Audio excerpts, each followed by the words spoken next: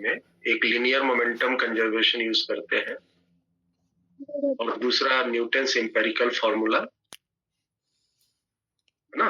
Newton's empirical formula और momentum conservation, ये दो लगा करके लगभग सारे सवाल सॉल्व। कहीं कहीं पर काइनेटिक एनर्जी का कॉन्सेप्ट लगाने की जरूरत पड़ती है। बेसिकली जब काइनेटिक एनर्जी दिया हुआ हो, तो जैसा मैंने बताया लास्ट क्लास में कि काइनेटिक एनर्जी किसी भी कोलिजन में कंजर्व नहीं होते। परफेक्टली इलास्टिक कोलिजन में kinetic energy before collision and kinetic energy after collision ये इक्वल होते हैं, लेकिन ड्यूरिंग कोलिजन गड़बड़ होने के कारण कंजर्व नहीं कहते। और अगर हम जो टाइम ऑफ कोलिजन का जो ड्यूरेशन था उसको नेग्लेक्ट कर देंगे, ड्यूरेशन को नेग्लेक्ट कर देंगे, तो फिर हम कह सकते हैं कि कंजर्व। और बाकी दो कोलिजन में परफेक्टली इनइलास्टिक और इनइलास्टिक कोलिजन में तो कंजर्व ऐसे भी नहीं। दोनों के केस में काइनेटिक एनर्जी का लॉस होता है, लेकिन इलास्टिक कोलिजन में लॉस नहीं होता क्योंकि इनिशियल और फाइनल दोनों बराबर। लॉस की जो फॉर्मूला हमने यहाँ पर डिराइव किए हैं, ये अभी हम लोग लिखे हैं, वो अभी हम डिराइव कर लेंगे।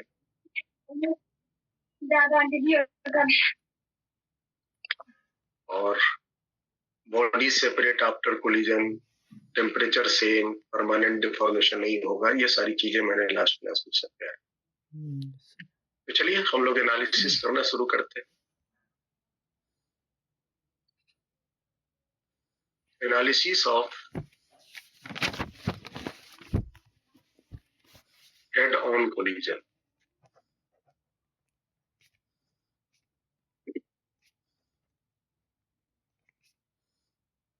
हेड ऑन कोलिजन में जो फोर्स ऑफ इंपैक्ट होता है वो इनिशियल लाइन ऑफ मोशन के ही लाइन पर लाई करता है, और इस केस में टकराने से पहले जो बॉडीज जिस दिशा में चल रहे थे, टकराने के बाद भी बॉडी उसी दिशा में चलता है।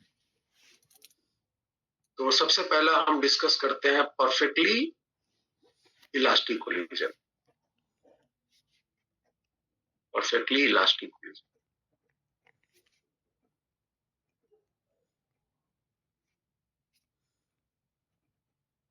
सपोज करो दो बॉल है,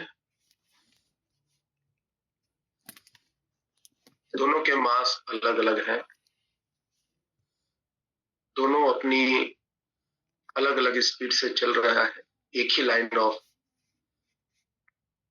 इसका मोशन है।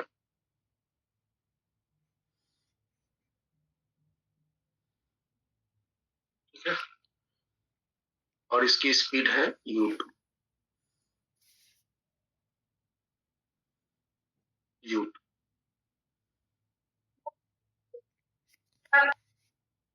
टकराने से पहले जो ये बॉल A है जिसका मास m1 है, वो u1 स्पीड से चल रहा है इस डायरेक्शन में, और टकराने और मास m2 जो है वो u2 स्पीड से चल रहा है इस डायरेक्शन। जैसा कि कोलाइड करना है तो उसके लिए कंडीशन है कि u1 जो है वो ग्रेटर देन होना चाहिए u2 से, तब ये कोलाइड करेगा। This is the condition of collision. और मान लिया जाए कि इसकी स्पीड ज्यादा है और जा करके धीरे से पीछे वाले आगे वाले बॉडी के साथ वो हिट कर गया, यहाँ पर कोलाइड हुआ। लास्ट क्लास में देखे थे कि ये कोलिजन कुछ देर तक होता है और इस दोनों के दरमियान कई बातें होती हैं जो लास्ट क्लास में मैंने डिस्कस किया। तो यहाँ पर कोलिजन स्टार्ट हुआ और इस पीरियड तक दोनों बॉल्स के बीच में इंटरेक्ट होते रहे, है ना। दोनों के बीच में इंटरेक्ट होते रहे, और फिर उसके बाद चूंकि ये परफेक्टली इलास्टिक कोलिजन है तो ये दोनों अलग अलग हो जाएंगे। अलग अलग हो गए। मान लिया जाए टकराने के दौरान इनके मास के टुकड़े नहीं हुए, मास उसका नहीं छटका, तो मास दोनों बॉल के वही रह गए। कभी कभी मास टूटते हैं, तो टूटने वाला केस में हम लोग एक्सप्लोजन पढ़े हैं। yes, तो मास वही रह गए और दोनों बॉल्स जो है वो सेम डायरेक्शन में स्पीड v1 से टकराने के बाद की वेलोसिटी है v1, और इसके बाद इसकी टकराने के बाद की वेलोसिटी है v2। और वेलोसिटी क्यों चेंज होता है ये तो मैंने लास्ट क्लास में काफी डिटेल से डिस्कस किया था कि पीछे वाला जो बॉल है आगे वाले पे फोर्स लगाता है, और आगे वाला बॉल जो है वो पीछे वाले बॉल पर पीछे के डायरेक्शन में फोर्स लगाता है। तो इस बॉल की चूंकि स्पीड आगे डायरेक्शन में भी u1 थी, तो इस फोर्स के कारण इसकी स्पीड घट जाती है और इसकी स्पीड थी u2 जो कि कम थी, और फोर्स चूंकि इसी डायरेक्शन में लगा तो इस कारण इसकी स्पीड बढ़ जाती है। और टकराने के बाद जब ये दोनों अलग होता है तो जो इसकी स्पीड है v2 वो ज्यादा होता है और v1 की स्पीड कम। और स्पीड का कम होने का मेन कारण ये जो फोर्स ऑफ इंपैक्ट लग रहा है ड्यूरिंग द मोशन, ये जो सिचुएशन है यहां से यहां तक की जो सिचुएशन है वो बिफोर द कोलिजन है। यहां से यहां तक की कोलिजन जो है वो आफ्टर, यहां से यहां तक है आफ्टर कोलिजन, और ये वाली जो सिचुएशन है वो है ड्यूरिंग कोलिजन। ज्यादातर प्रॉब्लम में हमें इनिशियल है ना, बिफोर और फाइनल की ही बात किया है। ठीक है, तो टकराने से पहले की स्पीड दी जाती है, मास दिया रहता है, टकराने के बाद की स्पीड दी जाती है। टकराने के बाद की स्पीड अगर दी हुई है तो टकराने से पहले की स्पीड पूछा जाता है। तो चलो हम सारे इक्वेशंस इसके सेट करके देखते हैं। तो सबसे पहले हम लगाएंगे linear momentum conservation. Linear momentum conservation लगाने की विधि हमने पूरी एक चैप्टर पढ़ी है। इनिशियल लीनियर मोमेंटम मतलब टकराने से पहले की टोटल लीनियर मोमेंटम, टकराने के बाद की टोटल लीनियर मोमेंटम बराबर करें। याद रखिए माथा पर तीर है, वेक्टर फॉर्म में है, मतलब डायरेक्शन वाइज लिखे।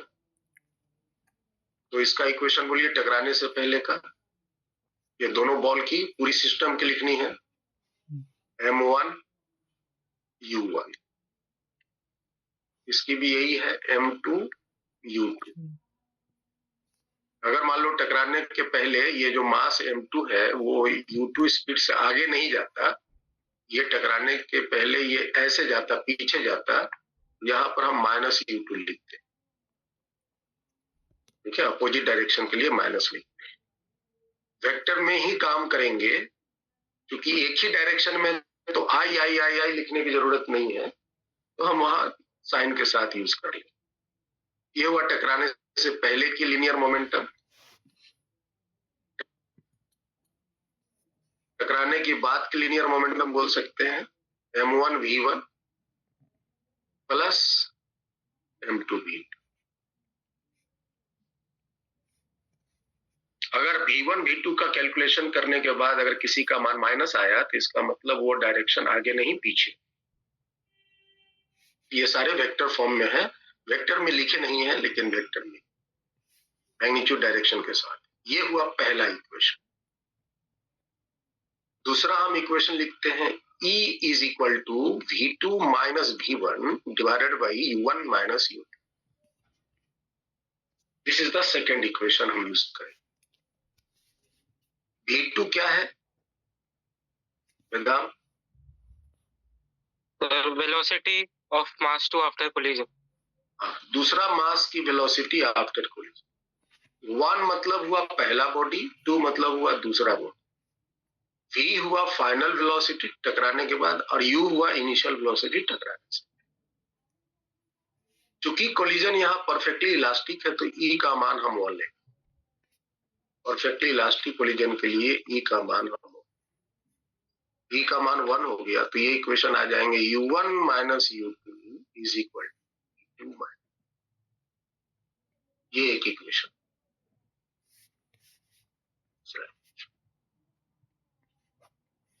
और ये दो इक्वेशन को हम अगर सिंप्लीफाई करेंगे तो हमें मिलेगा v1 और v2। सॉल्व कर सकते हैं ना, from 1 and 2। From 1 and 2 we can find v1 and, तो v1 v2 का मान आप बता सकते। तो हम यहां पर लिख देते हैं ऑन सॉल्विंग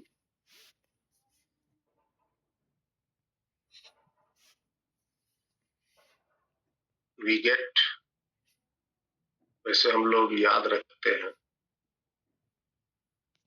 दो इक्वेशन को सॉल्व करने से बचने के लिए v1 ये जो वेलोसिटी है is equal to m1 minus m2 divided by m1 plus m2 into u1 plus 2m2 divided by m1 plus m2 into u2। ये सॉल्व करेंगे तो ये आए, क्योंकि ये सब वेक्टर में तो हम यहाँ पर ये सॉल्व करने पर ये दो इक्वेशन सॉल्व करेंगे तो v1 की जो वैल्यू है वो आपको ये प्राप्त हो, आप सॉल्व कर सकते हो। और v2 का जो मान आएगा m2 minus m1 by m1 plus m2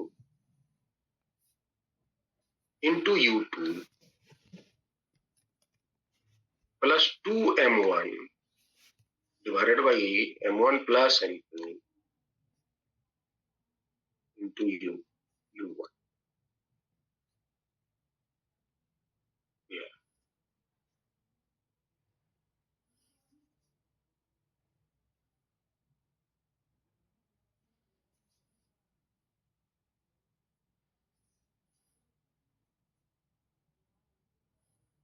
ठीक है, तो मेन चीज ये है, ये इक्वेशन कैसे लिखते हैं, क्योंकि आप इसको याद रखेंगे तो एग्जाम तक जाते जाते भूल जाए।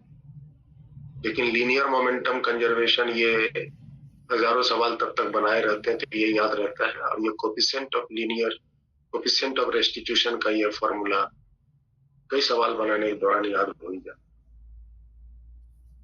ठीक है, तो आप इस तरह से आगे बात करते हैं। और इसमें क्या पूछा जा सकता है, चलो हम थोड़ा सा इसको और डिटेल से एनालाइज करते हैं। मान लेते हैं पहला केस कि अगर m1 और m2 दोनों बराबर है, अगर m1 और m2 दोनों बराबर है मतलब कि टकराने वाले बॉल्स आइडेंटिकल है, मतलब बॉल्स आर आइडेंटिकल। आइडेंटिकल मतलब दोनों के मास बराबर। अगर प्रॉब्लम में दिया जाए कि बॉडीज आर आइडेंटिकल मतलब दोनों के मास बराबर, तो बताओ देखकर भाई v1 का वैल्यू क्या हो जाएगा, मास बराबर है तो सर 2m2। हाँ, जैसे कि m1 m2 बराबर हो गया तो ये तो जीरो हो गया ना। यस सर, ये तो पार्ट जीरो हो गया। इधर मैं बात करूं m2 और m1 बराबर है, ऊपर हो गया 2m और नीचे भी हो गया 2m, 2m कैंसिल्ड, तो v1 vector is equal to u2 vector, ये आएंगे ना। यस सर, ये आएंगे, तो v1 is equal to u2। और इसमें बताइए ये भी जीरो हो गए, m1 m2 बराबर है तो ये पार्ट जीरो होगा, तो ये पूरा जीरो हो गया। इधर में आ जाओ तो 2m, नीचे में भी m प्लस m2 है, तो 2m 2m कैंसिल, तो v2 is equal to u1। सो यहाँ पर रिलेशन आ जाएगा v2 is equal to u1। एक देखो बहुत ही इंटरेस्टिंग रिजल्ट आपको यहां से मिलेगा, और ये इंटरेस्टिंग रिजल्ट क्या है, तो यहाँ पे after collision, after the collision the velocities of balls are interchanged, interchange कर गए, बॉल्स की वेलोसिटी इंटरचेंज कर गई। जो पहला बॉल की वेलोसिटी था टकराने से पहले, उसने टकराने के बाद दूसरे बॉल को वेलोसिटी दे दिया, और दूसरे बॉल की वेलोसिटी जो थी टकराने से पहले उसने पहले बॉल को वेलोसिटी दे दिया। इसको आप एक डायग्राम से समझो कि अगर दोनों मास इक्वल है, ये दोनों बॉल इक्वल है, और ये अगर दोनों का मास इक्वल है और ये भी है आइडेंटिकल है, और ये मान लीजिए 10 मीटर पर सेकंड से चल रहा है, ये सपोज करो 4 मीटर पर सेकंड से चल रहा है, कोलिजन हुआ, ये जाकर के दोनों टकरा गए, और ये परफेक्टली इलास्टिक कोलिजन है, ई का मान 1 है, तो क्या होगा ये इसकी वेलोसिटी जो 10 थी ये इसको दे देगा, और इसकी जो वेलोसिटी 4 थी वो वेलोसिटी इसको दे देगा। तब ए जो है बी को वेलोसिटी दे देगा, बी जो है वो ए को दे देगा। तो ए जब बी को दिया तो बी की वेलोसिटी 10 हो जाएगी, और बी जो है वो वेलोसिटी अपना ए को दे दिया तो ए की वेलोसिटी 4 हो। वेलोसिटी आपस में इंटरचेंज कर लिया, एक अपना वेलोसिटी दूसरे को दे देगा, दूसरा अपना वेलोसिटी पहले को। जैसे मान लो ये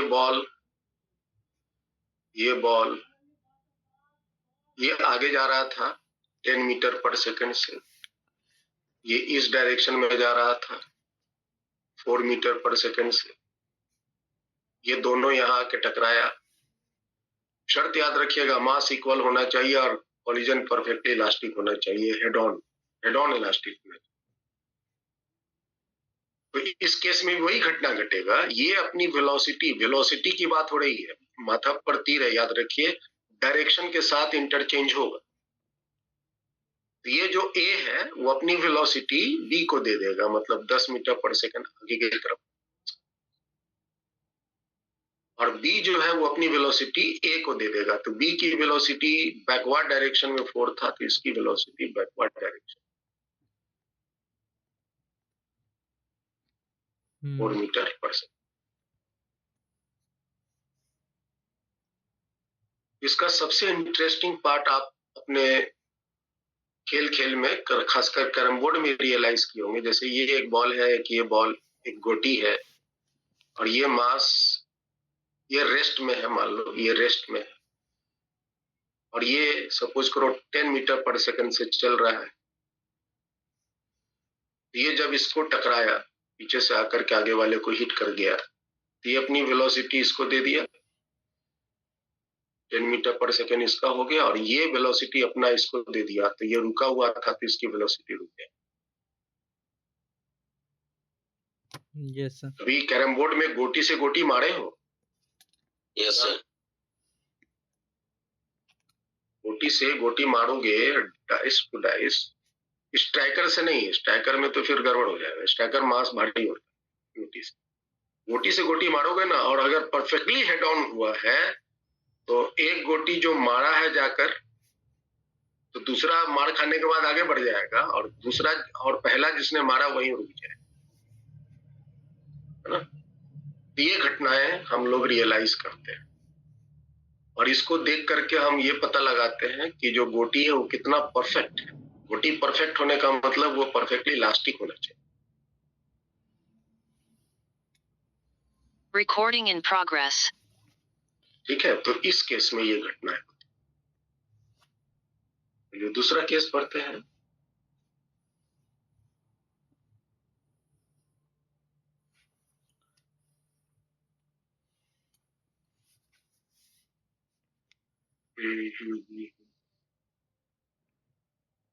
चलो, if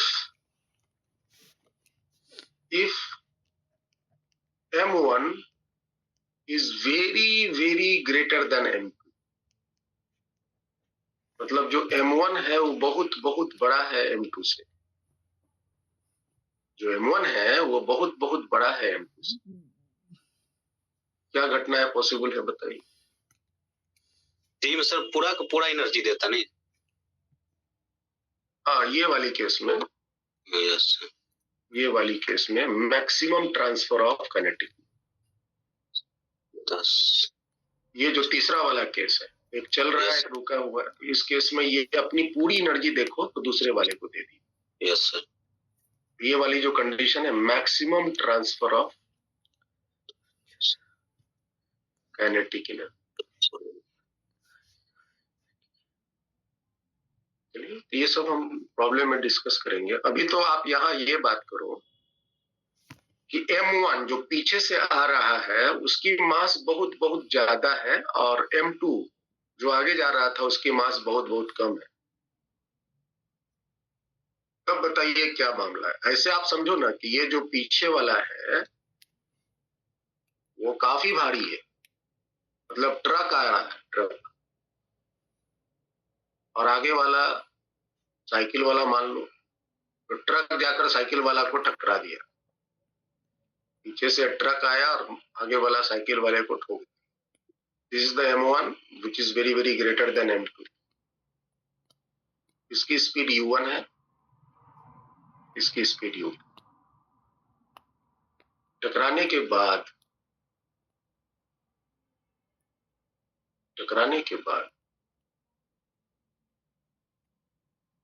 इनकी वेलोसिटी क्या हो?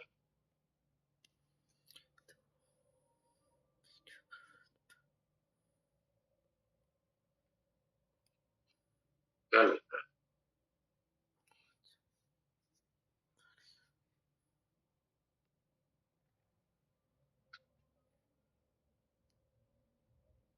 आप लोग थोड़ा निकालो, मैं 1 मिनट में वापस रिज्यूम। Yes sir.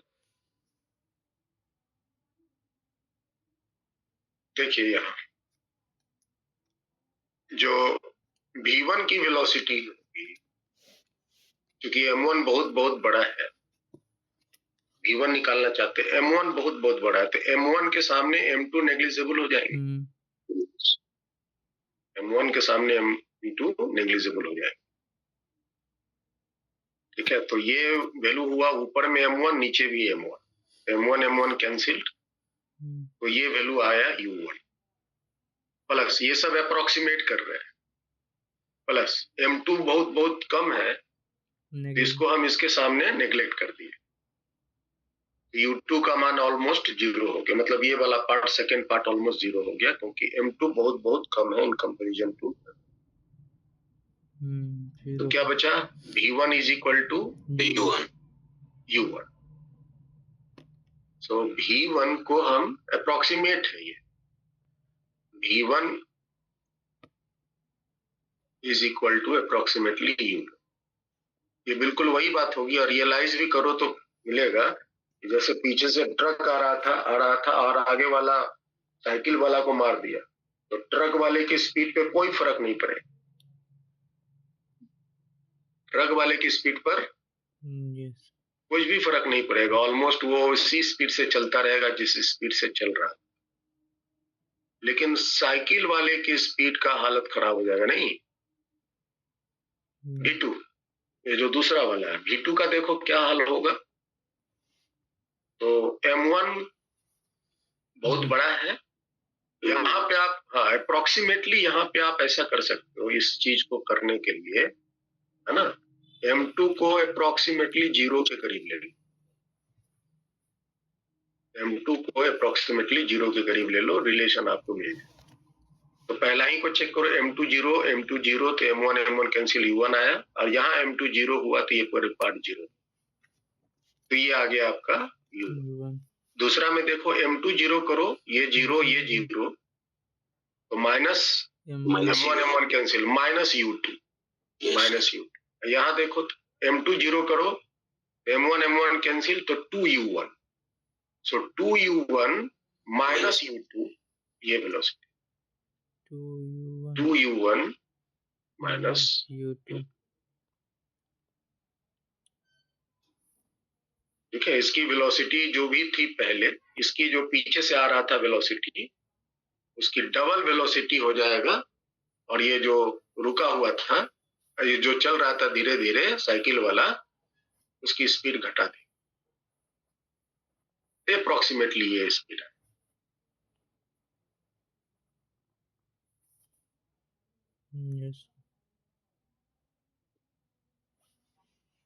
ठीक है।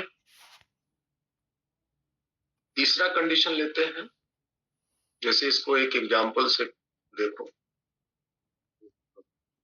जैसे मान लो ये मान लो ये बहुत ज्यादा भारी है, ये बहुत हल्का है, और ये जा रहा है 10 मीटर पर सेकंड से, ये जा रहा है 4 मीटर पर सेकंड से। पीछे वाला आकर के हिट कर दिया, तो इसकी वेलोसिटी क्या होंगी? इसकी वेलोसिटी जो 10 थी ऑलमोस्ट वही 10 रहेगा। इसकी वेलोसिटी क्या हो जाएंगी? माइनस, इसकी वेलोसिटी हो जाएंगी 10 दूनी 20 में से 4 गया 16 मीटर पर सेकंड। ठीक है। और अगर ये पीछे के डायरेक्शन में चल रहा था, अगर ये मान लो पीछे के डायरेक्शन में चलता होता साइकिल वाला, अगर ये आगे नहीं जाके ये पीछे जाता, इसकी स्पीड अगर इस डायरेक्शन में होती 4 मीटर पर सेकंड, तब मामला क्या बैठेगा? सर तो उसका स्पीड भी बड़े मास जितना स्पीड का हो जाएगा, 10 मीटर पर सेकंड। माथा पे तीर है आईनेस, माथे पे तीर मतलब डायरेक्शन भी इज्जत देना है उसको। तो -u2 है ना? Yes sir. प्लस तो हो जाएगा, -4 हो जाएंगे ना, तो प्लस हो जाएगा। तो कितने हो जाएंगे? मतलब 2 into 10 माइनस ये हो जाएगा 10 में 20 हो जाएगा। ठीक है। इसलिए डायरेक्शंस को दिमाग में रखते हुए ये 24 मीटर पर सेकंड से भागेगा, ज्यादा इंपैक्ट से ना ये हिट करे। Yes sir. तो ये वाला मामला ऐसा है। तीसरी है कि अगर मान लीजिए कि अगर m1 है ना, m1 is very very less then m, मतलब चींटी चला हाथी से टकराने ऐसा कुछ, साइकिल वाला जाके इसको मारा ट्रक वाले, उल्टा स्थिति कर दे रहे हैं। ये आपका हल्का मास है m1, ये भारी मास m2। इसकी स्पीड u1 है और इसकी स्पीड u2। तो दोनों टकराने के बाद इसकी वेलोसिटी में क्या मान आएगा ये बताना। बताओ। m1 m2 बहुत ज्यादा है, 0 कर दिए। m2 सिचुएशन फिर वैसा ही कुछ हो जाएगा। यहाँ अप्रोक्सीमेटली 0 किसको ले लेंगे? m1 को approximately 0 in comparison to m। u1 करिए। तो मेरे पास तो रिलेशन है, तो v1 का मान कितना होगा? m1 अप्रोक्सीमेटली 0 हो गया, तो m1 0, m2 कट गया, तो ये क्या बचा? माइनस u1, और इधर में m1 0 है, m2 कट गया 2u2 minus u1। So v1 is equal to 2u2 minus u1। ये अप्रोक्सीमेट है, याद रखना। ठीक है। और दूसरे की इसकी वेलोसिटी आई, ये जो स्पीड है इसकी आई है, इसकी वेलोसिटी क्या बोलो? v2। थोड़ा वर्कआउट करो। m1 0 है तो m1 0 तो ये हो गया आपका m2 कट गया, तो ये क्या बचा? -u2। नहीं सॉरी, m1 0 है तो m2 कट गया u2, और ये m1 0 है तो ये पूरा पार्ट ही 0 हो गया। तो v2 बराबर u।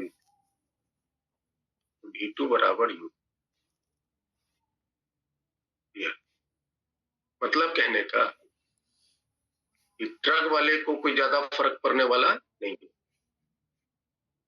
जो ट्रक वाला है V2 जो स्पीड से चल रहा था वही मस्ती में चलता रहेगा, असर पड़ेगा ये छोटका साइकिल वाले।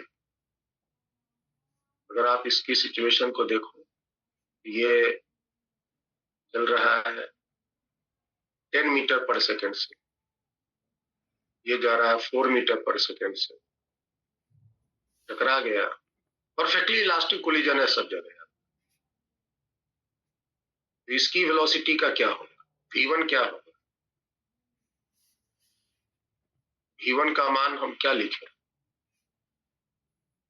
तो 2U2 2 into 4 2 into 4 minus U1, U1 is 10, -2 इसकी वेलोसिटी हो जाएंगी -2 metre per second. -2 metre per second मतलब अपोजिट डायरेक्शन, है ना? इसकी वेलोसिटी अपोजिट हो जाएगी। माइनस का मतलब जो डायरेक्शन आप ले रहे हैं उसके अपोजिट। तो इस पर्टिकुलर केस में जो मुझे रिजल्ट आया उसके अनुसार इसकी वेलोसिटी इस डायरेक्शन में हो जाएंगी। V1 is equal to 2 metre per second. Minus को हमने डायरेक्शन में खपा दिया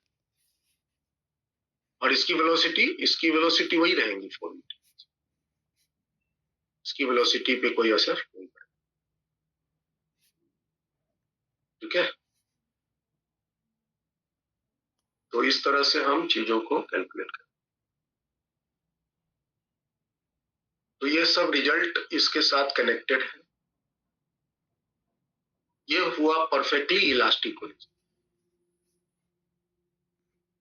अगर हम आपसे पूछें fractional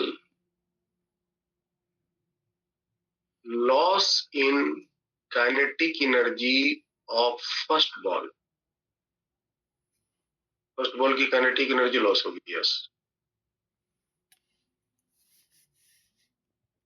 fractional loss of kinetic energy of first ball. Fractional loss of kinetic energy of first, मतलब हम क्या निकालना चाहते हैं? फर्स्ट जो पहला बॉल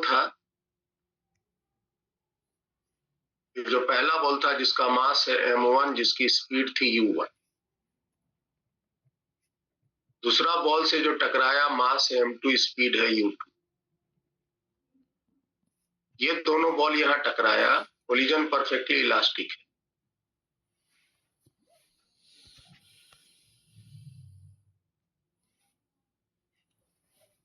ठीक है, और इसकी वेलोसिटी है v1, इसकी वेलोसिटी है v2।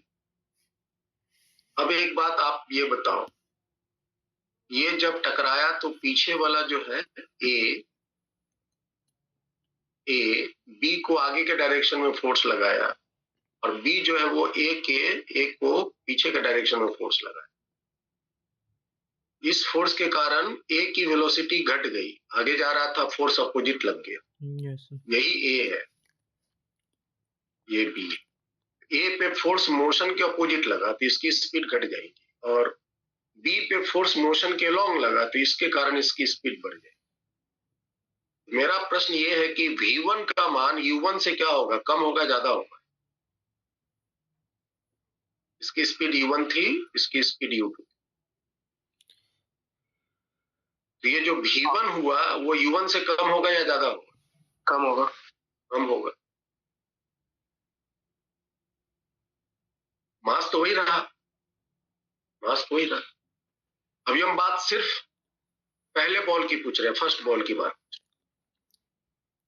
तो चूंकि उसकी स्पीड घट गई, पहले जो थी U1 बाद में हो गई V1, तो उसकी खुद की स्पीड घट गई। यस इसका काइनेटिक एनर्जी घट गया। तो टकराने से पहले उसके पास कितनी काइनेटिक एनर्जी थी? टकराने से पहले just before collision kinetic energy of ball A क्या था भाई? Half m1 u1 square. और kinetic energy after collision, just after, एक की ही काइनेटिक एनर्जी, इसको हम इनिशियल कह लें, इसको हम फाइनल कह लें। बताओ, half m1 into v1 square. Loss कितना होगा, क्योंकि काइनेटिक एनर्जी लॉस हो रहा है।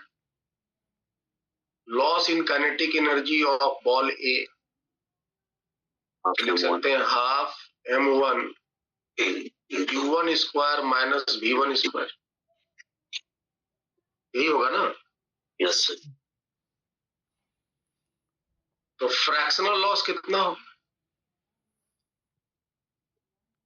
Fractional loss in kinetic energy of A, तो फॉर्मूला क्या होता है? Loss kinetic by initial fraction का formula. Yes sir. Loss in kinetic energy जिसकी भी पूछी जाए उसी की initial kinetic energy of A, तो भाग दे तो लॉस हो गया half m1 u1 square minus v1 square, और नीचे हो जाएगा हाफ m1 u1 स्क्वायर।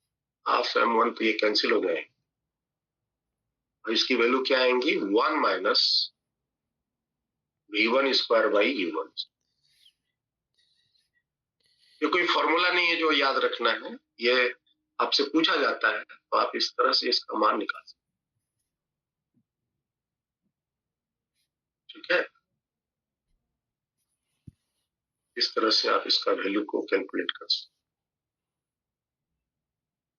अच्छा, दूसरे बॉल के बारे में अगर हम आपसे पूछना चाहें, क्या पॉसिबल हो सकता है? दूसरे बॉल में काइनेटिक एनर्जी लॉस होगा या गेन होगा? गेन हो जाएगा। गेन हो जाएगा। यस। तो फिर पूछा जा सकता है कितना गेन? इसी में हम यहीं पे नोट करना चाहते हैं 5वां में, fractional gain in kinetic energy of second ball. इसी तरह से निकाल लो, डायरेक्ट लगाते हैं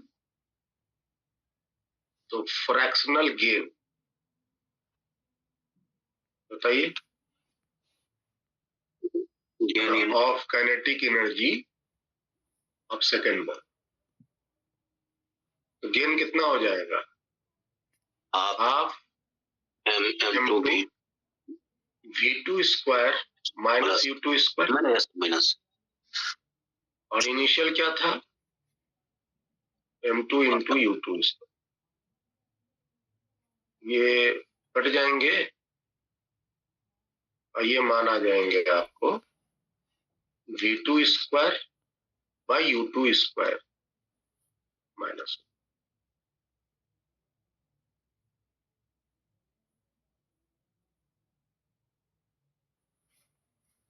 ओके, यस सर।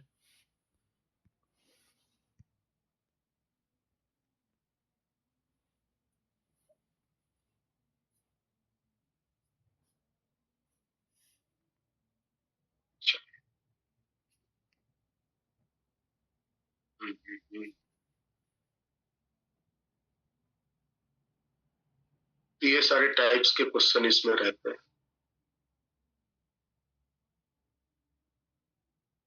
तो कभी आपसे फ्रैक्शनल लॉस पूछ देता है तो आप सीधे जीरो मत कर देना। ज्यादातर बच्चा में ऑप्शन जीरो कर देता है, क्योंकि उसको तो याद रहता है ना कि इलास्टिक कोलिजन में काइनेटिक एनर्जी का लॉस नहीं होता। लॉस पूछ दिया तो सीधे ऑप्शन देखता है जीरो, एक तो रहता ही है, जीरो मार देता है। तो लॉस अगर सिस्टम की काइनेटिक एनर्जी पूछता है कि इस कोलिजन में काइनेटिक एनर्जी क्या लॉस होगा, तो जीरो होगा। लेकिन एक बॉल की काइनेटिक एनर्जी में क्या होगा, तो उसमें लॉस या गेन हो सकता है। पहला वाला बॉल में काइनेटिक एनर्जी लॉस, दूसरे वाले में काइनेटिक एनर्जी में गेन,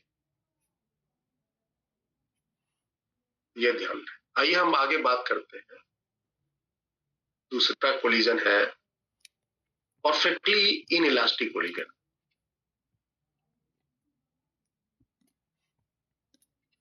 परफेक्टली इनइलास्टिक कोलिजन में क्या होगा? सपोज करो दो बॉल है, दोनों का मास अपना अपना है m1 m2। ये u1 स्पीड से जा रहा है, ये u2 स्पीड से जा रहा है। u1 की स्पीड ज्यादा है u2 से, ये पीछे वाला आया और आगे वाले को टकरा दिया। कोफिशिएंट ऑफ रेस्टिट्यूशन का मान इस केस में क्या होगा? 0। जी ई का मान 0। टकराने के बाद हम लोगों ने पढ़ा है ऑलरेडी, ये दोनों आपस में क्या होते हैं? सट ही जाते हैं। मतलब कि सट जाते हैं, इसका मतलब नहीं कि वहां फेविकॉल हुआ, फेविकॉल से जाके चिपक गया, ऐसा नहीं है। ये दोनों जब डिफॉर्म्ड होते हैं तो डिफॉर्मेशन के बाद रीस्टोरिंग फोर्स नहीं लगते, याद है ना? रीस्टोरिंग फोर्स नहीं लगने के कारण ये दोनों जो है कंबाइंडली कॉमन वेलोसिटी से मूव, मतलब कि v1 और v2 दोनों आपस में बराबर हो जाते हैं और कॉमन वेलोसिटी से मूव। तो चलिए हम अगर सारे इक्वेशंस को एज इट इज लगाते हैं, है ना, तो बताइए क्या क्या बात लिख सकते हैं? m1 u1 plus m2 u2 is equal to m1 plus m2 v1 plus m2 v2। हम एज इट इज लिखते हैं जैसा कि हमने सीखा। इसकी स्पीड मान लिया v1, इसकी स्पीड मान लिया v2। देखते हैं v1 v2 बराबर आए। उसके बाद कोफिशिएंट ऑफ रेस्टिट्यूशन E बराबर क्या है formula? v2 minus v1 divided by u1 minus. और चूंकि परफेक्टली इन इलास्टिक कोलिजन है तो E का मान 0। परफेक्टली इन इलास्टिक केस तो E जब 0 रखेंगे, डिनोमिनेटर में u1 माइनस u2 चला जाएगा 0 के पास, तो v2 माइनस v1 0 हो जाएंगे ना। और यहां से आप डायरेक्ट बोल सकते हैं कि v1 और v2 आपस में क्या होगा? इक्वल। तो वही चीज हम डायरेक्ट यहाँ पे लिख दिए हैं v1 v2, जो लास्ट क्लास में हम लोगों ने डेमोन्स्ट्रेशन से एनालाइज किया। अब जब आप इन दोनों इक्वेशन को सॉल्व करेंगे, ऑन सॉल्विंग, तो v1 और v2 ये दोनों इक्वल आए और यहां पर कॉमन ले लेंगे तो ये आ जाएगा m1 u1 plus m2 u2 by m1 plus m। और ये हम वेक्टर फॉर्म में इजिली रिप्रेजेंट कर सकते हैं। देख रहा है ना, सेंटर ऑफ मास की वेलोसिटी के बराबर हो रहा है। टकराने से पहले की सेंटर ऑफ मास की वेलोसिटी क्या थी? यही थी ना। Yes sir. और टकराने के बाद भी उसकी सेंटर ऑफ मास की वेलोसिटी को रिप्रेजेंट कर रहा है। यह साबित करता है कि सेंटर ऑफ मास की वेलोसिटी में चेंज नहीं हो रहा, और इसलिए यहां पर एक्सटर्नल फोर्स नहीं लग रहा। अगर एक्सटर्नल फोर्स लगता तो सेंटर ऑफ मास की वेलोसिटी में चेंज हो।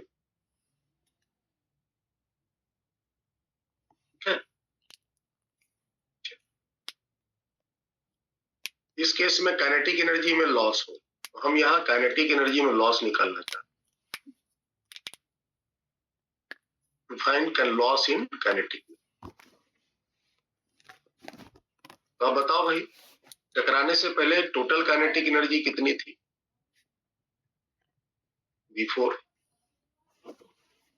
तो बिफोर काइनेटिक एनर्जी थी half m1 u1 square plus half m2 u2 square. टकराने के बाद की टोटल काइनेटिक एनर्जी क्या हो गई? Half m1 plus m2 into v square vcm square, यही ना? Yes sir.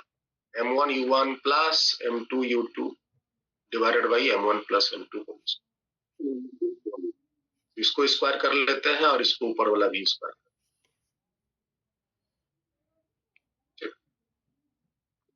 थोड़ा सा सिंप्लीफाई कीजिए तो देखो, ये वाला जो m1 m2 है, एक पार्ट स्क्वायरिंग वाले पार्ट से कैंसिल हो जाएंगे और बचा कितना? हाफ के साथ इतना का होल स्क्वायर है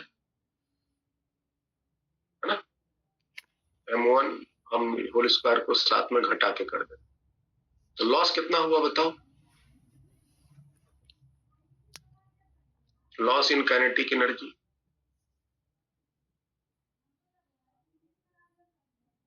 तो इनिशियल ज्यादा होता है ना, half m1 u1 square plus half m2 u2 square minus में इतना आएगा, half m1 u1 plus m2 u2 का होल स्क्वायर बटे m1 plus divided by m1 plus m2। ये पूरा अब आपको सिंप्लीफाई करना पड़ेगा, तब जाके पता चलेगा। रेडी हो? चलो हाफ कॉमन ले लो।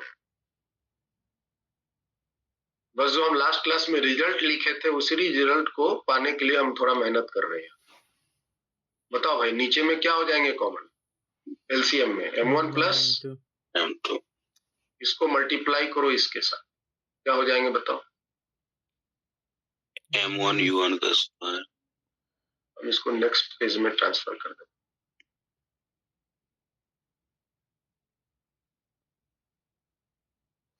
सो लॉस इन काइनेटिक एनर्जी जो लिख रहे थे, half m1 u1 square plus half m2 u2 square minus half m1 u1 plus m2 u2 by whole square का तो होल स्क्वायर है और नीचे वाला का स्क्वायर कट चुका है। हाफ कॉमन ले लेते हैं, m1 plus m2 LCM multiply करेंगे इन दोनों से। बताइए तो m1 square u1 square plus m1 m2 u2 square, फिर m1 m2 u1 स्क्वायर, फिर plus m2 square u2 square. समझ में आ रहा है? मल्टीप्लाई कर दिया, इस m1 प्लस m2 को इससे मल्टीप्लाई कर, यस एक बार m1 किया, एक बार m1 से दोनों को मल्टीप्लाई किया, और फिर उसके बाद m2 को दोनों से मल्टीप्लाई। आगे देखो, इसका होल स्क्वायरिंग तोड़ो, a plus B whole square है तो a square m1 square u1 square b square plus होगा सर, माइनस हो जाएगा ना, बाहर में माइनस है, यस सर बाहर, और फिर minus 2 m1 m2 u1 u2 ये भी होगा ना। Yes sir, yes sir. ये देखो, ये स्क्वायरिंग कैंसिल, ये वाली स्क्वायरिंग कैंसिल। अब देखो क्या है, m1 m2 m1 m2 m1 m2 common ले ले, और क्या बचा? u2 square plus u1 square minus 2 times u1 divided by m1 plus m2। और इसको जब आप सॉल्व करोगे तो half m1 m2 by m1 plus m2 into u2 minus u1 का होल स्क्वायर, या इसको आप u1 माइनस u2 का भी होल स्क्वायर लिख सकते।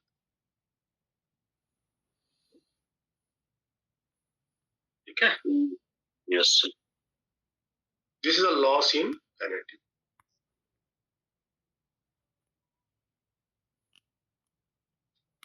Is a loss in kinetic. यही रिजल्ट हम डायरेक्ट शेयर किए थे लास्ट क्लास में, इनके फॉर्म में था ये वाला half m1 m2 by m1 plus m2 u1 minus u2 का होल स्क्वायर। Yes sir. ठीक है, तो ये फॉर्मूला जो है वो सिर्फ और सिर्फ हेड ऑन कोलिजन के लिए ही। ऑब्लिक कोलिजन में फिर काइनेटिक एनर्जी का लॉस में ये फॉर्मूला यूज नहीं करेंगे। तो ऑब्लिक कोलिजन में कैसे करेंगे? फिर कौन फॉर्मूला? कोई फॉर्मूला नहीं। ऑब्लिक कोलिजन में टकराने से पहले की कोलिजन टोटल काइनेटिक एनर्जी निकालेंगे, बाद के निकालेंगे, घटाएंगे। ये सिर्फ हेड ऑन के लिए। क्योंकि कोलिजन में अगर 100 क्वेश्चन लो तो 80 क्वेश्चन हेड ऑन कोलिजन के रहे, तो इसलिए हम उसके रेडीमेड कुछ फॉर्मूला को तैयार करके रखे हैं ताकि प्रॉब्लम सॉल्व जल्दी हो सके। ये था परफेक्टली इनइलास्टिक कोलिजन। आगे बात करते हैं, एक लास्ट कोलिजन बचा है, इनइलास्टिक कोलिजन।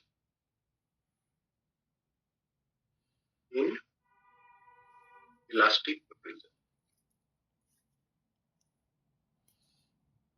ये जनरल कोलिजन, इसको समझ लो, बाकी ऑटोमेटिक सब समझ में।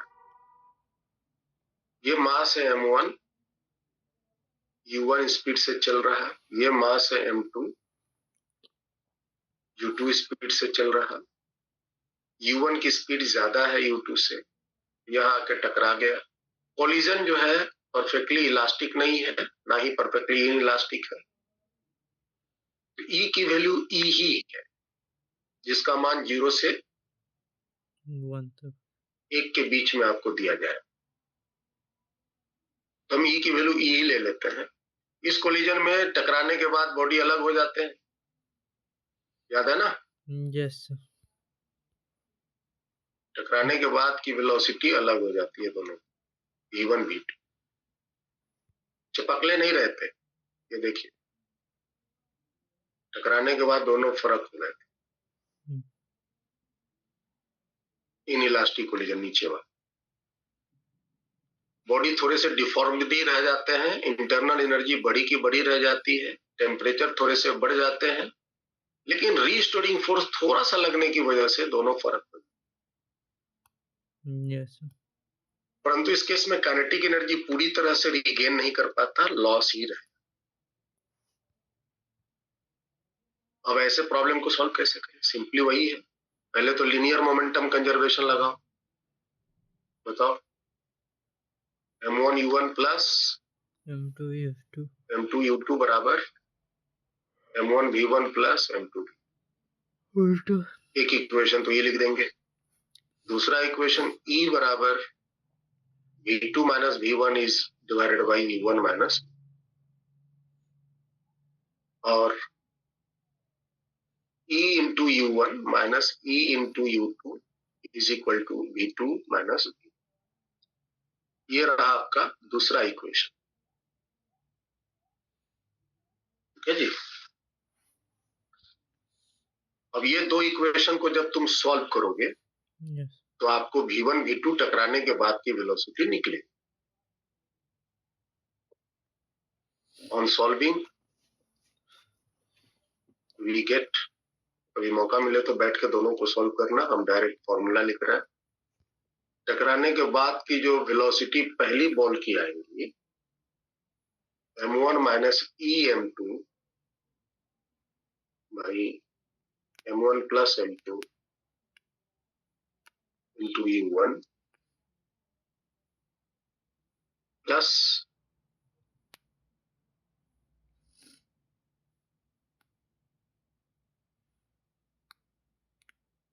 m2 plus em2 by m1 plus m2 into u,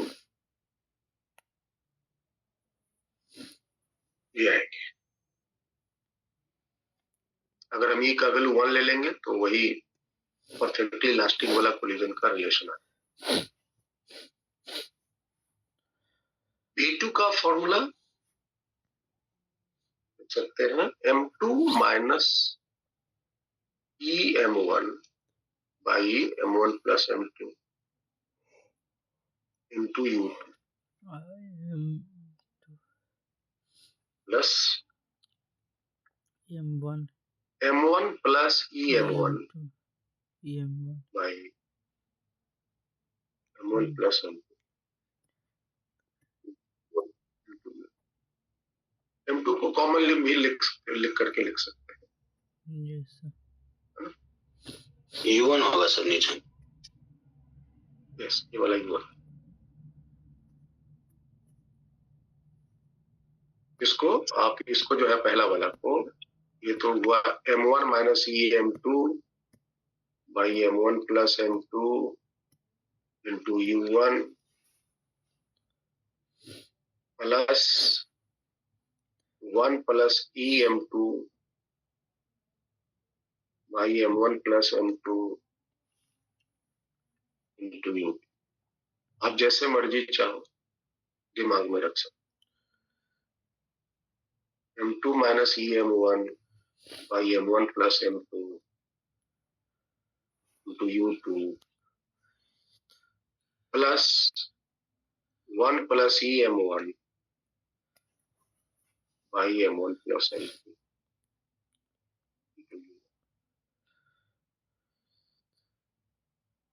ये है।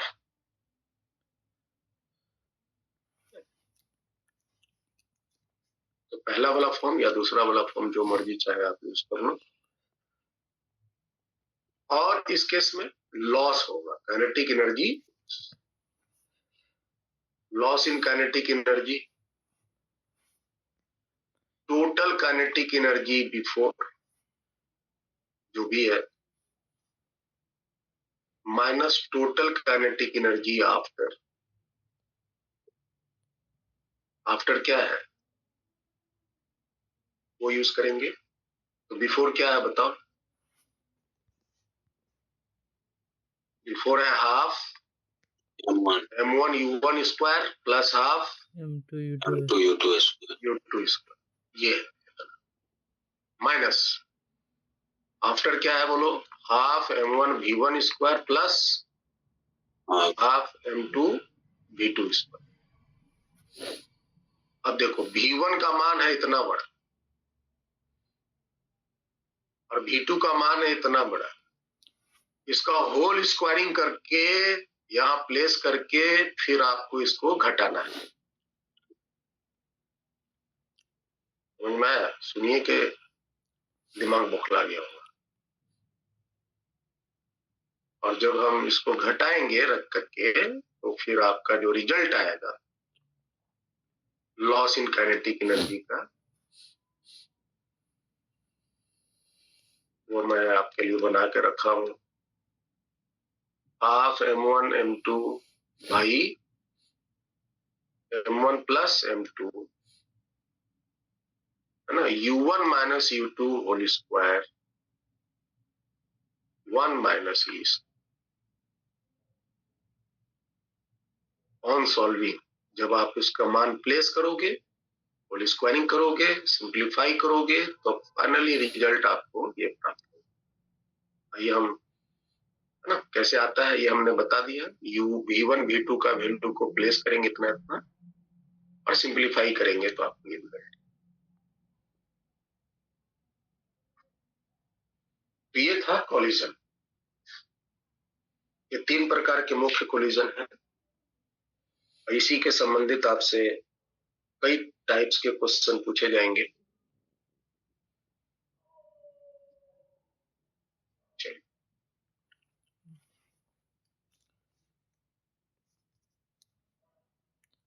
तुम देख रहे होगे कि जितने भी टाइप्स के कोलिजन उसका बेसिक फंडामेंटल जो इक्वेशंस हम यूज कर रहे हैं एक है लीनियर मोमेंटम कंजर्वेशन और दूसरा है कोएफिशिएंट ऑफ सब्स्टिट्यूशन वाला फॉर्म है ना।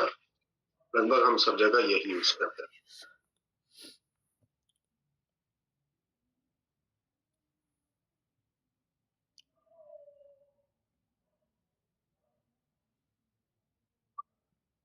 चलिए एक प्रॉब्लम डिस्कस कर रहे हैं।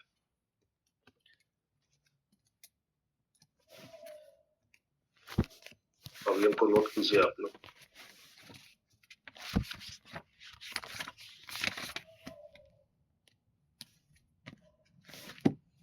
Two balls A and B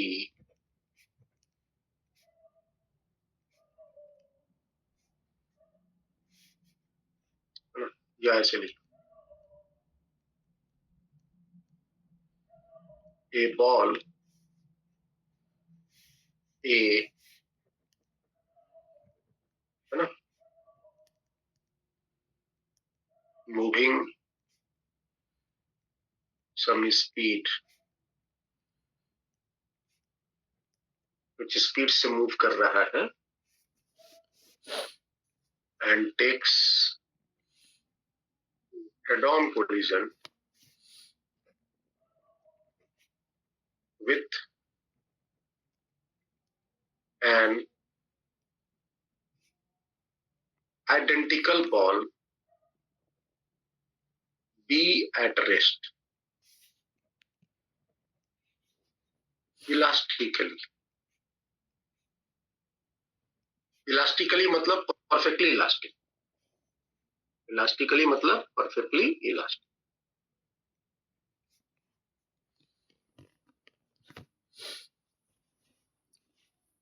है ना? Discuss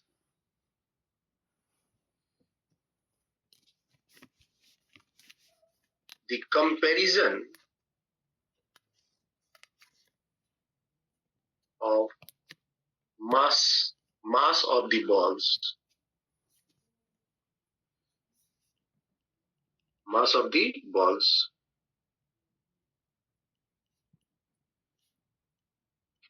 in order to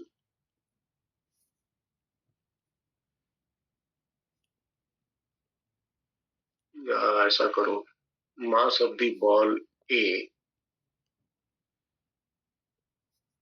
discuss the comparison of mass of ball A का अगर हम माइंड मेकअप कर लिया, हमको A का ही मास बताना है विथ B के कंपैरिजन में,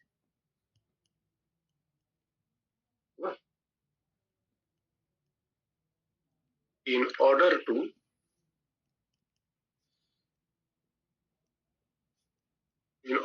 that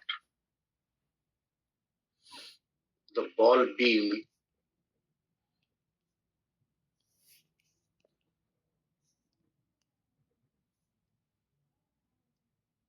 moves with a greatest speed. B जो है सबसे ज्यादा स्पीड से चले with greatest momentum.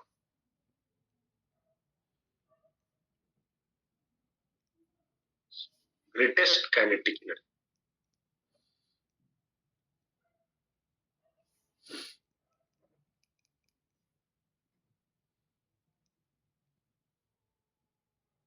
इसके रिजल्ट इंपॉर्टेंट है.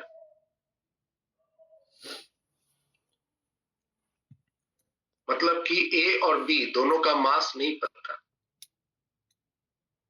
A चल रहा है, B रुका हुआ है. I'm sorry, 1 minute आइडेंटिकल लिख दिए हैं गलत. Collide with an another ball, identical काट दो.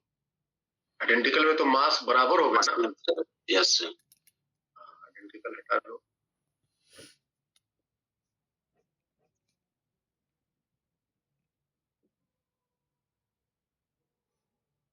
आइडेंटिकल बॉल नहीं है, एक दूसरा कोई बॉल है, पता नहीं मास क्या है.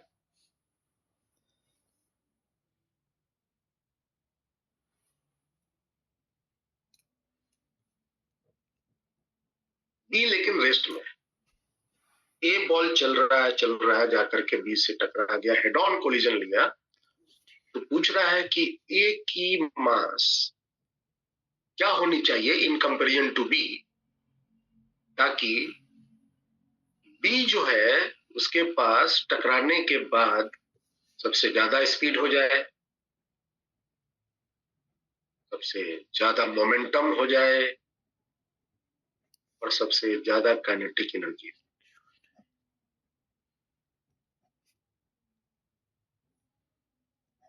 ठीक है जी.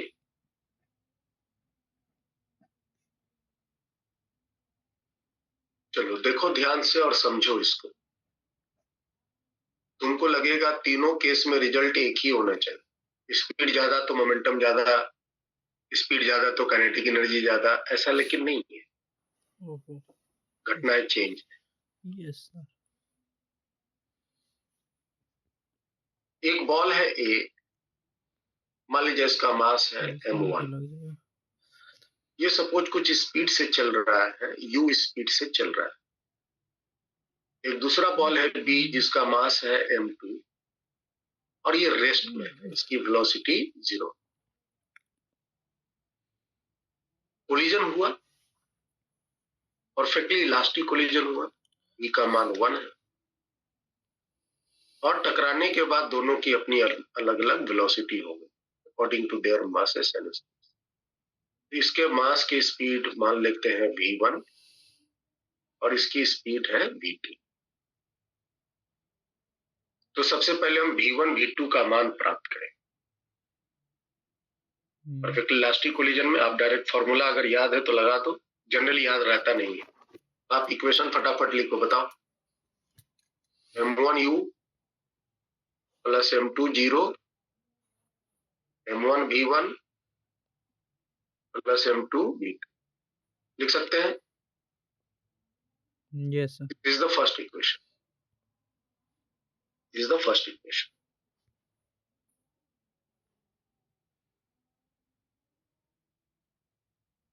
और उसके बाद कोफिशिएंट ऑफ रेस्टिट्यूशन E बराबर v2 minus v1 by u1 minus v2 लिख सकते।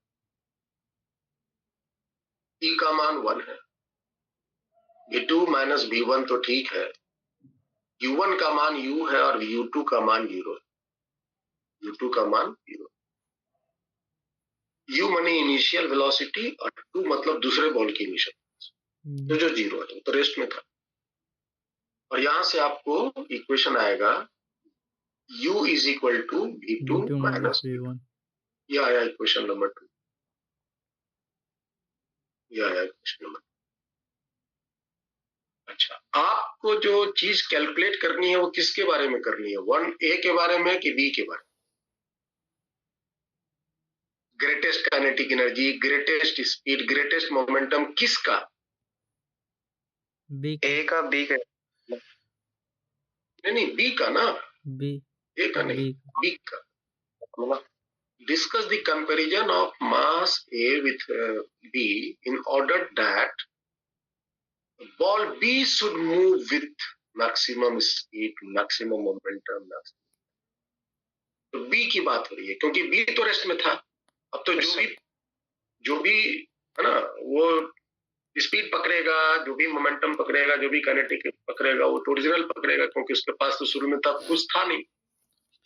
Yes sir. तो हमको v2 पहले कैलकुलेट करना, इसी से हमको सारा मान। I want to find v2। So v2 निकालने के लिए क्या करें, तो v1 को नेग्लेक्ट करो, मतलब उसको जो है नेग्लेक्ट नहीं करो, उसको जो है एलिमिनेट करो। तो v1 कैसे एलिमिनेट होगा, तो यहां से हम v1 निकाल लेते हैं। बोलो, नीचे जो इक्वेशन नंबर 2 है उससे v1 का मान बता दो। v1 क्या होगा, v2 minus u। v2 minus u। इसको प्लेस कर दो इक्वेशन 1 में, तो फ्रॉम 1 में प्लेस करो। तो m1 into you left side में आया, m1 इंटू राइट साइड में आया v1, m1 into v1, v1 हो गया v2 minus u and plus m2। Simple. और इसको थोड़ा सिंप्लीफाई करो, देखो क्या आ रहा है। तो लेफ्ट साइड में m1 into you, right side से m1 इंटू यू एक माइनस के साथ आएगा तो उसको हम लेफ्ट साइड भेज देते हैं प्लस। राइट साइड में हो गया m1 इंटू v2 अब प्लस m2 इंटू v2 हो गया m1 प्लस m2 इंटू। तो v2 की जो वैल्यू है कैलकुलेट करने पर जो आएगा, v2 की वैल्यू कैलकुलेट करने पर क्या आया, 2m1 u by m1 plus m2। m1 u by m1 plus m। ये मेरे पास, ये मेरे पास।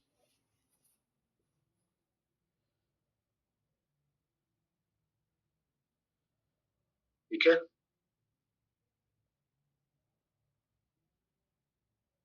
ऐसा करते हैं थोड़ा सा इसको कैलकुलेटिव करने के लिए। v2 is equal to m1 को हम डिनोमिनेटर में ले, क्या लिख सकते हैं, 2u by m1 by m1 1 plus m2 by m। लिख सकते हैं ना ऐसा।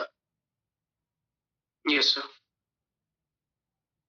मान लेते हैं m2 बाई m1, इसको कुछ मान लेते हैं, क्या मान लेते हैं, के मान लेते। So now you have V2 is equal to 2U by 1 plus K. ये है। आप डायरेक्ट ये भी यूज कर सकते हो, ये थोड़ा देखने में बल्कि लग रहा है इसलिए हमने उसको कुछ एज्यूम कर लिया, थोड़ा छोटा लग रहा है। चलो अब एक एक करके हम फाइंड आउट करते हैं। सबसे पहले किसके बारे में पूछना है? स्पीड के बारे में पूछना है।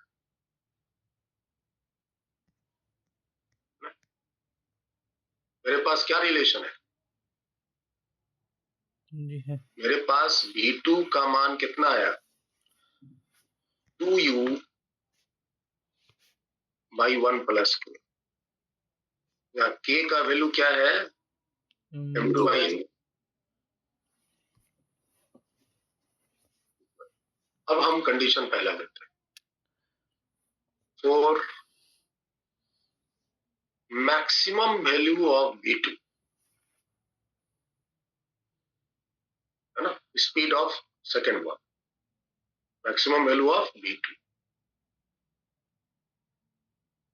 Speed of B after collision.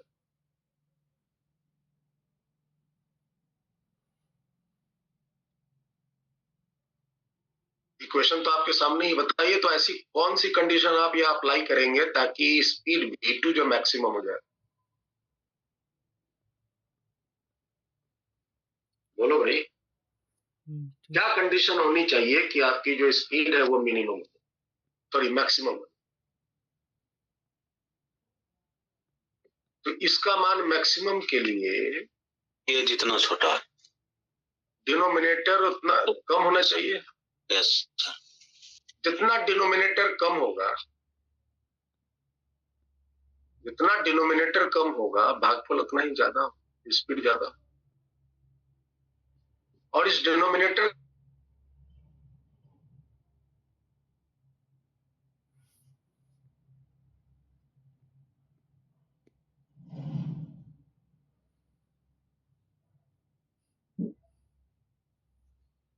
Very less than 1 plus 0 तो नहीं ले सकते ना मिनिमम। अच्छा, K का मान देखो क्या है, पहले आप इसको ध्यान से समझो। K का मान क्या है? दो मास का रेशियो है, दो मास का रेशियो है क्या? तो K का मान कभी भी नेगेटिव नहीं होगा, होगा? नहीं sir. Never be negative. And zero, zero भी नहीं होगा। नहीं सर। जीरो भी नहीं। कि दो मास बॉल है तो मास कुछ ना कुछ होंगे ही, जब रेशियो करेंगे तो उसके मान कुछ आएंगे। तो ना निगेटिव हो सकता है ना जीरो हो सकता है, तो इसका मतलब पॉजिटिव ही वैल्यू होगा ना, कुछ ना कुछ तो पॉजिटिव ही वैल्यू होगा। तो पॉजिटिव वैल्यू कैसा होना चाहिए? पॉजिटिव वैल्यू बहुत बहुत छोटा होना चाहिए, अप्रोच टू जीरो कह सकते हैं। अब इसका K very very less than 1 का मतलब K approach to zero, zero नहीं है। अप्रोच टू जीरो का मतलब जीरो नहीं है, बट जीरो के बहुत बहुत करीब है। K की वैल्यू क्या है बताओ? K की वैल्यू है M2 by M1, is very very less than 1। तो M2 का मास बहुत बहुत कम होना चाहिए M1 से। This is the condition for maximum speed.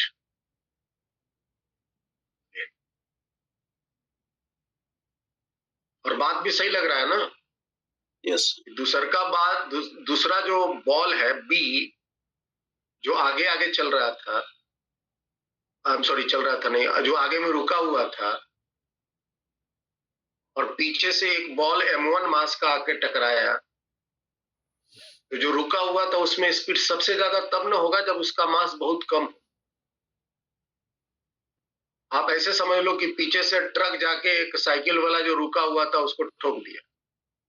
Truck वाले पे तो कुछ ज्यादा असर पड़ेगा नहीं, लेकिन साइकिल वाला उड़िया जाए, यस ठीक है ना। तो उसकी स्पीड बहुत कम होनी चाहिए। तो this is the condition for maximum speed. Maximum speed gain कह सकते, क्योंकि स्पीड तो शुरू में 0 था ना, तो जो भी स्पीड आएगा वो तो उसके पास की खुद की स्पीड गेन ही आएगी। चलिए दूसरा कंडीशन में आते हैं, और maximum value of linear momentum.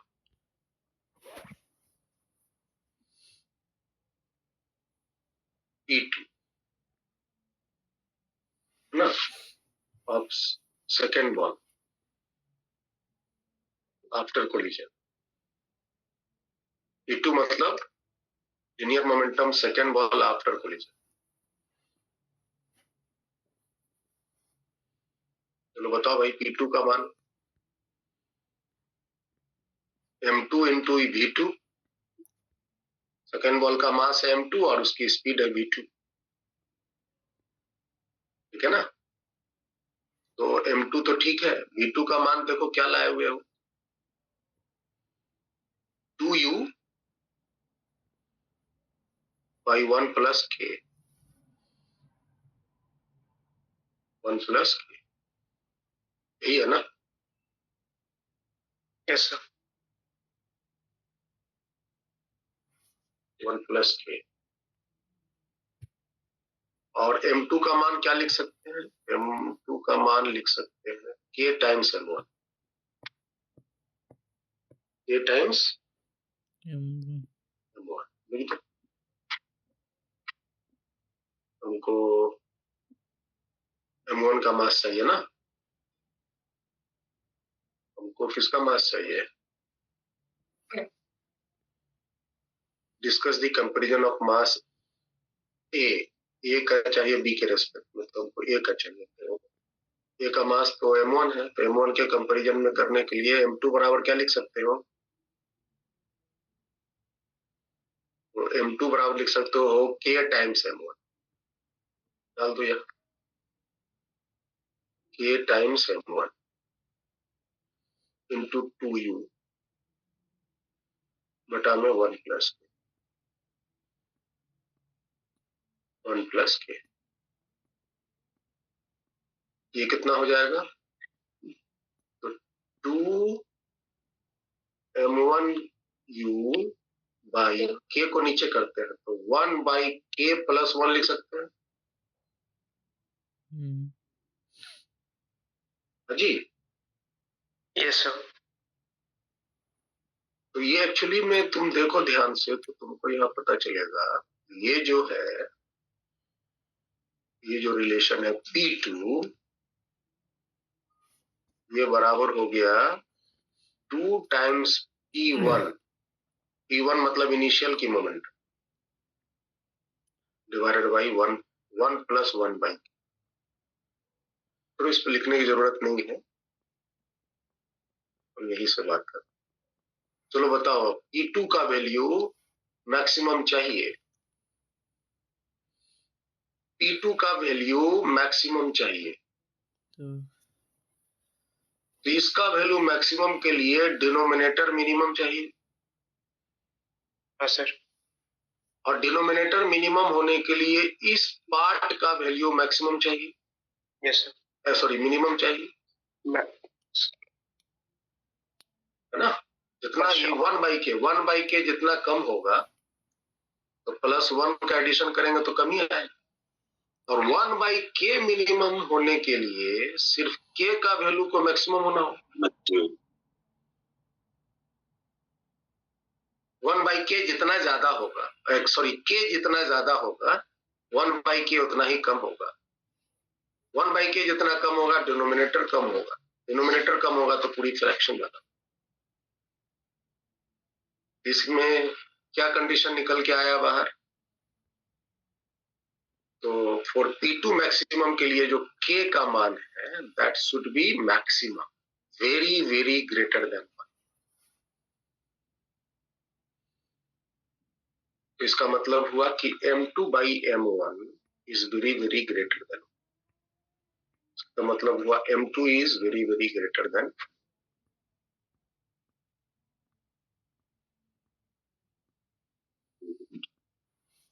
ठीक है, उल्टा रिजल्ट आ गया। M1 को बहुत छोटा, वही बात। ये है condition for maximum momentum gain. Maximum momentum gain. तीसरा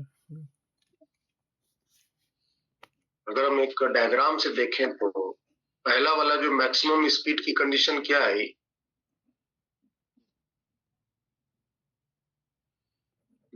M1 बहुत बड़ा था, M1 और M2 बहुत छोटा, यही है ना? Yes sir. तो रेस्ट में इस केस में टकराने के बाद इसकी स्पीड मैक्सिमम हो जाएगी। अभी जो लाया कंडीशन उसमें क्या दिख रहा है? M2 बड़ा है M1 से। M2 बड़ा है, ये M1 है, ये U स्पीड से चल रहा है। ये टकराएगा तो टकराने के बाद M2 की मोमेंटम गेन ज्यादा, M2 की मोमेंटम गेन इस केस में ज्यादा। तो इसका मतलब देख रहे हो रिजल्ट उलट जा रहा है, एक ही कंडीशन नहीं है। यस ये है maximum gain, maximum momentum gain. तीसरा देखते हैं, तीसरा है maximum kinetic energy. For maximum kinetic energy of ना सेकंड बॉल, सेकंड बॉल की मैक्सिमम काइनेटिक एनर्जी बताए तो काइनेटिक एनर्जी क्या है? दूसरी बॉल की काइनेटिक एनर्जी क्या होंगी? सेकंड बॉल की half M2 into V2 square. यही है ना फॉर्मूला? काइनेटिक एनर्जी का ही फॉर्मूला है ना? Yes sir. हाफ M2 को लिख सकते हैं K टाइम्स M1 और V2 को क्या लिख सकते हैं? V2 को लिख सकते हैं मेरे 2U by 1 plus K, 2U by 1 plus K whole. This is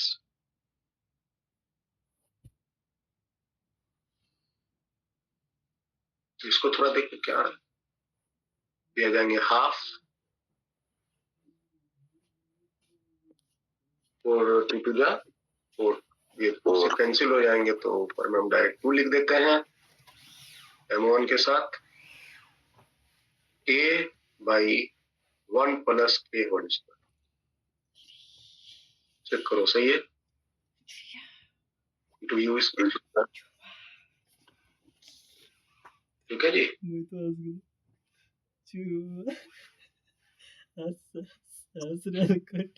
ठीक है, हाँ सर। इसको तुम ऐसे भी लिख सकते हो 4 times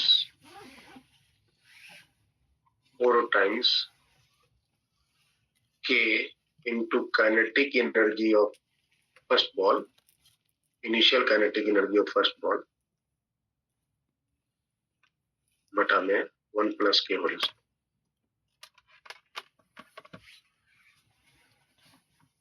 हम इसको इस तरह से लिख रहे हैं इसलिए ताकि काइनेटिक एनर्जी की ट्रांसफर तो काइनेटिक एनर्जी करेगा ना, मोमेंटम एनर्जी का ट्रांसफर मोमेंटम करेगा ना, स्पीड का ट्रांसफर स्पीड करेगा।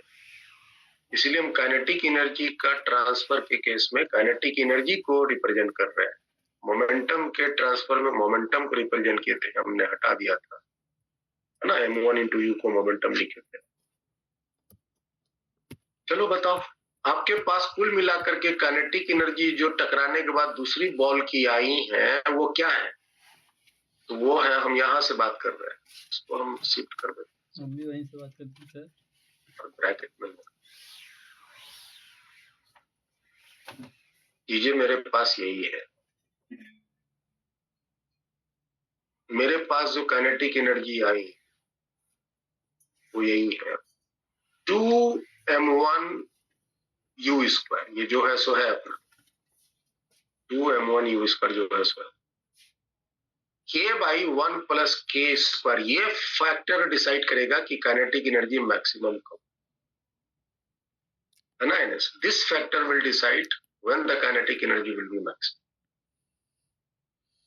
Yes sir. तो आपको पता है कि काइनेटिक एनर्जी मैक्सिमम के लिए ये जो ब्रैकेट में टर्म्स जितने हैं वो मैक्सिमम होने चाहिए। ये जितना ज्यादा होगा इसकी काइनेटिक एनर्जी मैक्सिमम। अब ये जो टर्म है, ये ऊपर में क्या था, इसके पहले वाले में क्या था कि के का के पूरा का पूरा डिनोमिनेटर में एक ही जगह था। वेलोसिटी में देखो तो के एक ही जगह था, नीचे में ही था। लेकिन यहां पर जो के है ऊपर भी है नीचे भी है, आप एक साथ नहीं एलिमिनेट कर सकते। अगर नीचे डालेंगे तो एक बार 1/k आएगा, एक बार 1/k ही आएगा। अगर आप इस k को नीचे लिखना चाहो तो 2m1 u स्क्वायर नीचे क्या आ जाएगा, 1 बाई रूट के प्लस स्क्वायर के अंदर डाल रहे हैं ना, यस सर। ये सब के 1 प्लस के होल स्क्वायर बाई के हो जाएगा। रूट के अंदर में डालेंगे तो रूट के का स्क्वायर कर देंगे, मतलब स्क्वायर के अंदर डालेंगे।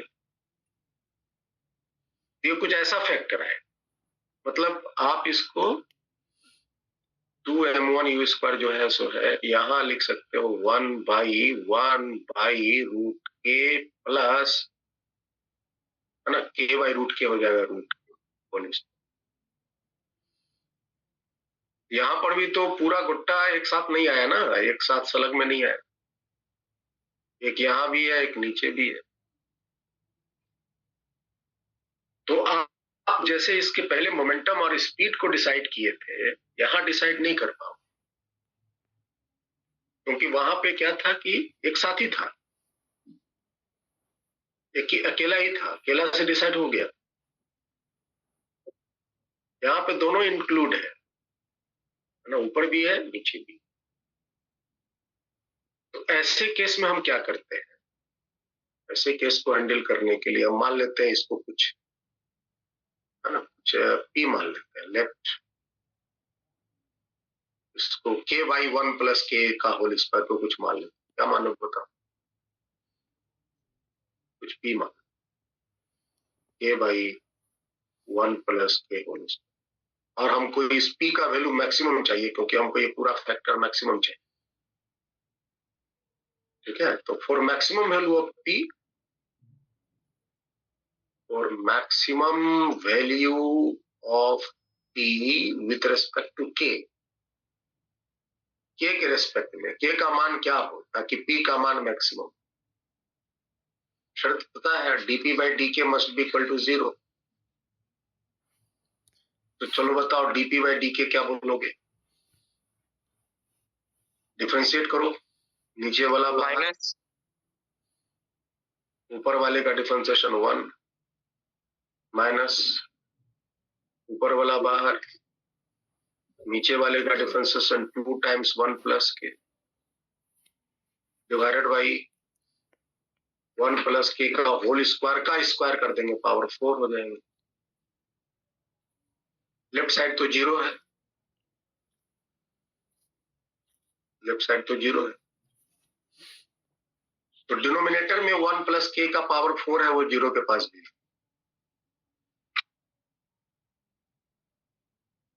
1 प्लस के होल स्क्वायर है कि यहाँ 1 प्लस के है, कॉमन ले लिया 1 प्लस के, इसको भी जीरो के पास भी। यहाँ बच गया 1 प्लस के और यहाँ बच गया -2।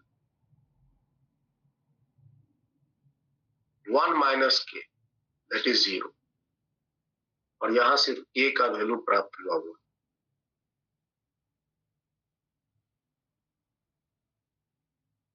के का वैल्यू प्राप्त हुआ हुआ।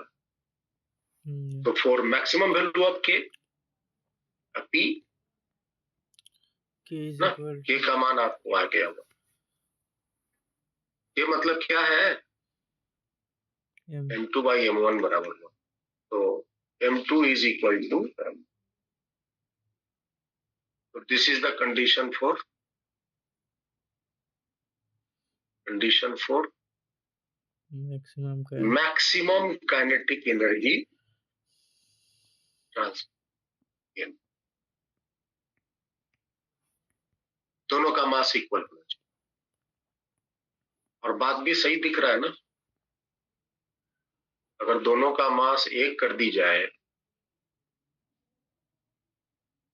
दोनों का मास एग्जैक्टली एक कर दी जाए, और इसको u स्पीड से चलने दें और इसको रोके रखें, तो पहला जो बॉल ए है उसमें तो काइनेटिक एनर्जी है, दूसरा में काइनेटिक एनर्जी नहीं है। लेकिन जब ये परफेक्टली इलास्टिक कोलिजन से आइडेंटिकल मास हेड ऑन टकराएगा, तो क्या बताया कि एक मास रुक जाएगा चलने लगा, और दूसरा मास वही स्पीड से चलने लगेगा। तो तुम क्या देख रहे हो कि इसके पास जितनी भी काइनेटिक एनर्जी थी जीरो हो गई, यस और जो काइनेटिक एनर्जी इसके पास थी वो इसके पास से ली गई। ये अपना मैक्सिमम काइनेटिक एनर्जी दे दिया ना, इससे ज्यादा काइनेटिक एनर्जी नहीं दे सकते। तुम्हारे पास 100 रुपया है, तुमको देना है, किसी को मैक्सिमम देना है, तो कितना दोगे? 200, 100 ही रुपया दोगे ना मैक्सिमम। Yes sir. तो जितना था उतना का उतना ही दे दिए टोटल, इससे ज्यादा नहीं दे सकते, उसके पास है ही नहीं। और कोई दूसरे केस में मैक्सिमम काइनेटिक एनर्जी कंडीशन नहीं, यही कंडीशन है जब मास। ठीक है, और दूसरे केस में हम निकालेंगे उसके अनुसार जैसा पूछा जाएगा। तो ये सारी 3 चीजें मैंने अभी अभी निकाला।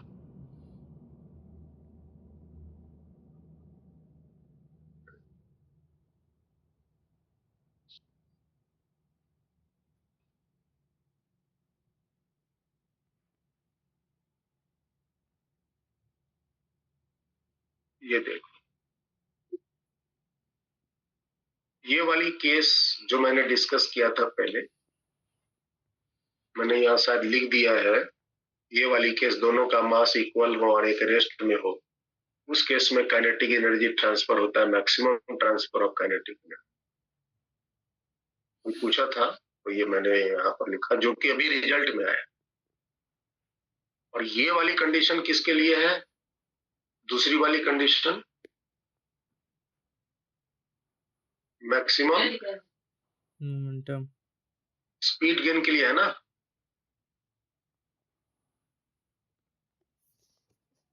स्पीड मैक्सिमम, पीछे वाला ट्रक आके आगे वाला साइकिल को ठोक दिया, यस है ना। m1 is greater than, very very greater than m। और ये वाली केस किसके लिए है? Maximum momentum, maximum moment.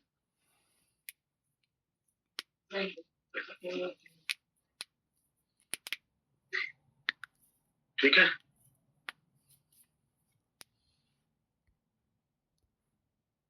तो लगभग हेड ऑन कोलिजन के बारे में सारी चीजें मैंने डिस्कस की अभी।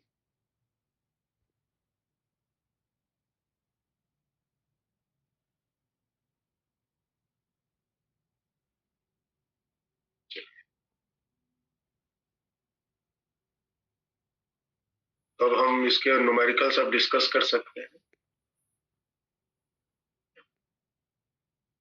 पहले नेक्स्ट क्लास में हम लोग जो ऑब्लिक कोलिजन है उसको भी डिस्कस कर लेंगे, थ्योरेटिकल पार्ट जो उसकी इम्पोर्टेंट है कि प्रिंसिपल्स कैसे उस केस में लगाए जाते हैं सब कुछ, और फिर उसके बाद हम उसके प्रॉब्लम्स को लेंगे।